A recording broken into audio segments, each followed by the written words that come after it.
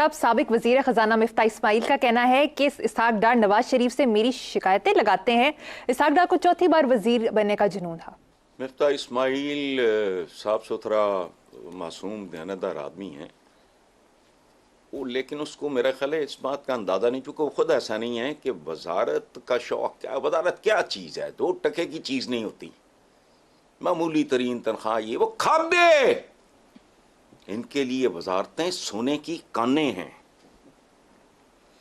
या वो जो लशपश होती है वो है प्रोटोकॉल, वो ये जो भी होते हैं ये सारे इस तरह के सिलसिले, पर्क्स प्रिविलेजेस, ये वो सारा, वो खास पासपोर्ट, ये बाकी लूटमार।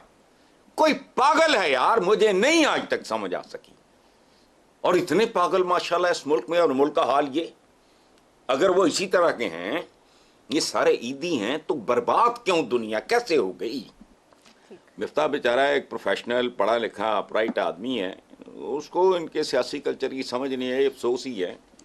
बाकी हसन साहब, शिकायती हमारे यहाँ तो आम है, मेंटालिटी वही है ना। हाँ, अगली खबर बड़ी परेशान कुन है। सेक्रेटरी ओवरसीज पाकिस्तानी ने इंकशाफ किया है कि बैरून मुल्क गिरफ्तार 90% भिखारी पाकिस्तानी होते हैं। ये उम्रा वीजे पर भीख मांगने जाते हैं और जेलें भरी हुई हैं। ये खूबसूरत जुमला ना सऊदी अरेबिया का। देखो ये बड़ी अजीब खबर, बिल्कुल कोई खबर नहीं है इसमें। अगर आपका ये ख्याल है कि ये खबर सुना के आप मुझे जलते हुए कोयलों पे मातम करने पे मजबूर कर देंगी, तो बिल्कुल नहीं, आपका ख्याल बिल्कुल गलत है। ओ भाई, हम एक आजाद मुल्क है, क्या हमें भीख मांगने और भूखा मरने की भी आजादी नहीं? ह्यूमन राइट्स हैं। भूख से बच्चे बिलकते देख के खुदकुशी करना हलाल है, खुदकुशी हराम है, ये हलाल है। बच्चे एड़ियां रगड़े भूख से तो चंगा एक को वरी फारक करो। अच्छा, यहाँ रिश्वत लेने की आज़ादी है। देखो ना, आज़ाद मुल्क की आज़ादियाँ देखो, भूखा मरने की, बेरोजगार रहने की आज़ादी, रिश्वत लेने की, मिलावट करने की, जाली दुआएं अभी जो आया है, और लोगों की बिनाई खा गए, और बचाने की कोशिश हो रही है असली मुजरिमों को। आसिफ अफान का एक कॉलम मैंने पढ़ा है, मेरे रोंगटे खड़े हो गए। और उसका मैं बैकग्राउंड बताऊं, वो कॉलमिस्ट तो अच्छा अपनी जगह पे, उसका बैकग्राउंड सारा हेल्थ की बीट सारी जिंदगी की है उसने। असल चोरों को बचाने के लिए उन लोगों पे मलबा डालने की कोशिश की जा रही है जिनका इससे लेना देना ही कोई नहीं, लोग अंधे हो गए। अच्छा, ये आज़ादी है जाली दुआएं बनाने की, सरकारी और निजी जमीनों पे कब्जे की, यहां तक के कब्रिस्तानों पर कब्जा तक करने की। अभी पकड़ा नहीं गया एक, अभी पकड़ा नहीं गया एक शाहकार बैरून मुल्क जाता हुआ कब्रिस्तान पे, जिसने बना के तो किराए पे चले गए। ये जो कब्रें तक बेच खाने वाले लोग। अच्छा, सो पूरी बेहयाई और बेशर्मी से बैरून मुल्क जायदादें बनाने की भी आज़ादी है। वो यार, हमारी आज़ादी जैसी आज़ादी किसी महजब मुल्क में हो ही नहीं सकती।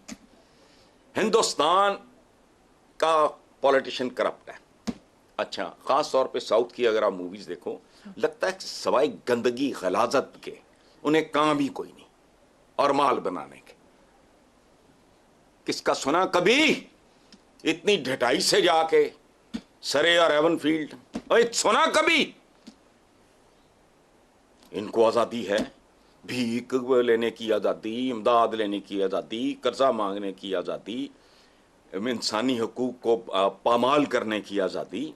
तो भाई, ये जो भिखारी हैं, यही तो हमारे असली सफीर हैं, जो हुक्मरानों के नक्शे कदम पे चल रहे हैं। बस इतना फर्क है कि ये जो ह्यूमन राइट्स हैं हमारे, इनको जब मैं देखता हूं तो मैं सोचता हूं, परवरदिगार के 1947 में जो लातादाद खानदान तबाह बर्बाद हुए, बेहुरमत हुए, माओ के पेट चाक करके बच्चे जो जन्म भी नहीं जिन्होंने लिया था, उनको भी कृपानों पे उछाला गया। तो ये उन्होंने क्या किया? ठीक किया था। अब मेरे जैसे आदमी के अंदर तो ऐसे बस उसे शैतानी किस्म के सवाल पैदा होना फितरी बात है। 75 साल पहचान, भीख, कशकोल, और हुक्मरान डॉलरों में खरबपति। मैंने भी कहा ना, कोई इंग्लैंड में है को मेरा पाकिस्तानी भाई जो सिर्फ इतना पता कर दे कि इन्होंने पिछले 2, 4, 5 साल में कितने अरब टोटल, और हर साल 3, 4 साल का इन्होंने वहां कितना इनकम टैक्स दिया है। अब कोई है जो पूछे इनसे, ओए ये इन्वेस्टमेंट कहां से आई है? तुम्हारा बाकी खानदान भी यही है ना। इनके वालिद के जो बाकी भाइयों के 6-7 जो औलादें हैं सारी वो कारोबार कर रही हैं, अच्छा कारोबार कर रही हैं, उन्होंने भी तरक्की की है, लेकिन उसकी तरक्की कोई लॉजिकल है? ये तो लगता है कोई। चलें। हसन साहब, अमीर जमात इस्लामी सिराजुल हक साहब का कहना है कि अशराफिया के असासे बेचकर मुल्क का कर्ज अदा करें। यार मेरे उनके साथ अच्छे खासे तल्लुकात हैं, ख़राब करोगे हम खाम खा। मैं जब भी उनका जिक्र आता है मैं ये पक्ष ज़रूर लगाता हूँ कि मैं उनका बहुत एहतराम करता हूँ, अच्छे आदमी, लेकिन सादा आदमी। अभी मैंने पढ़ा इसराइल के खिलाफ हुआ तो यूं करेगा, वो क्या हुआ? वो आले इब्राहिम नहीं है, दुरूद में उनका जिक्र नहीं होता। अच्छा, फलस्तीनियों पे वो जुल्म कर रहे हैं, आप अपने पाकिस्तानियों पे क्या कर रहे हो? पहले मुझे बताओ। इसराइल जो फलस्तीनियों के साथ, अब मुझे कहो यहूदी एजेंट कहो, मैं लॉजिकल एक बात पूछ रहा हूं। हमारे को ये फॉरेन ऑफिस ने भी कोई इस तरह का मारा पाकिस्तान के मुफाद में। पाकिस्तान का मुफाद तुम्हें कहां चाहिए? तुम लोगों को जज्बाती करते हो, एक्सप्लॉइट करते हो, उनको बेवकूफ बनाते हो, उनके अंदर पता नहीं क्या क्या भरते हो, फिर तुम अंडू करना चाहते हो, तुमसे होता नहीं। अब मुझे बताओ, इसराइल के जितने मजालिम हैं फलस्तीनियों पे, बताओ मुझे। पाकिस्तान में पाकिस्तानियों पे उनसे कम वहां कितने लोग हैं? मुझे बताओ, बताओ कितने लोग हैं जिन्होंने बच्चे मार के खुदकुशियां की हैं, या जिन्होंने नौज़ायदा बच्चे बेचे हैं 6-6 महीने के? बताओ ना, कितने लोग हैं? अच्छा अच्छा, आप भाई अपना घर तो संभाल लो भाई।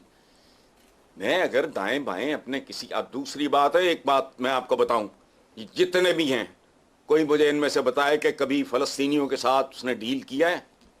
मैंने 5 साल गुजारे हैं। उस जमाने में किंग एडवर्ड मेडिकल कॉलेज से लेकर पंजाब यूनिवर्सिटी तक फलस्तीनी स्टूडेंट्स होते थे, हॉस्टल में भी साथ थे। तो जाओ